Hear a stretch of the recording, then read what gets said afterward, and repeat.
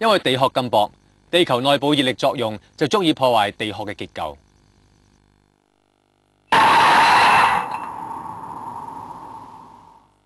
大家都應該睇過世界地圖㗎啦。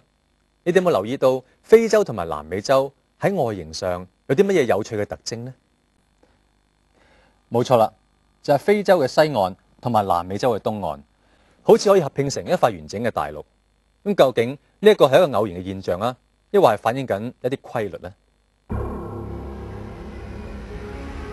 ？1910年，德國科學家韋格納同大家一樣見到呢個現象。